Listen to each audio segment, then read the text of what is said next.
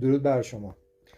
به حرفای این ابله سیاه پوش، مرتجع سیاه، به ارتجاع سیاه، نماینده ارتجاع سیاه، اندیشمند ارتجاع سیاه، یه دقت بکنیم به حرفاش، یه توضیح رو حرفاش ما بدیم. شما فرض کن اصلا نظام سقوط کرد، فرض محال. خوبه؟ اصلا بذار حال کنید با این حرف من. خوبه؟ فرض کن نظام سقوط کرد. آخه احمقا، این پاسدارا نظام سقوط کنه موشکاشون رو تحویل میدن به یه مثلا حکومتی که با شماها رفیقه، میگن ببخشید ما دیگه تو جمهوری اسلامی کلی زحمت کشیدیم، هزاران موشک درست کردیم، شهرهای موشک دو دست تقدیم میکنن. یا به نظر بیان شناختی من دارم که این حالا شما حتما شناختایی دارید که میگن داداش ما قبل رفتن بذار اینا رو تخلیه کنیم با هدف همون جغل جایی که رفتید گرفتید، خب که اونجا شخم بزنن دیگه، اصلا تا سالها موجودی نتونه اونجا زندگی بکنه. خب یا اینجوریه. ما چی فکر؟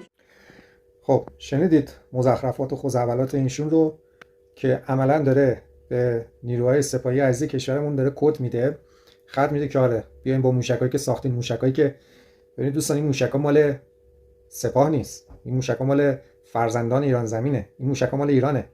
اون سپاهی خودش رو از ایران جدا نمیدونه، از مردم ایران خودش رو جدا نمیدونه.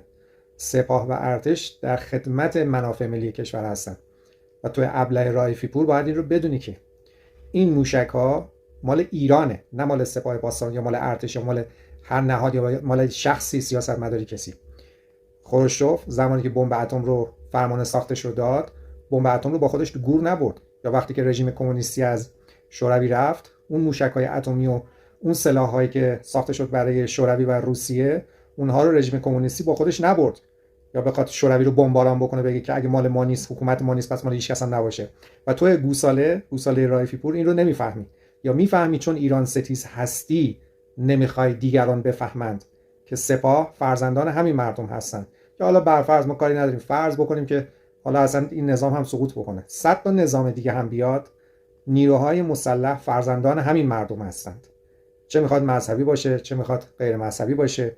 حکومت ها میرن میان، ولی نظامی ها در خدمت مردم و در خدمت تمامیت ارضی این کشور هستند. موشک هایی که سپاه پاسداران ساخته برای این مملکت و برای ایران هستند. و حتی این رو هم من دارم میگم به عنوان یک ملیگرا، اگر هم بر فرض این نظام سقوط بکنه، در نظام بعدی این موشک ها تحویل نظام بعدی میشه، باز هم مال این مردم هست و امانت هستش.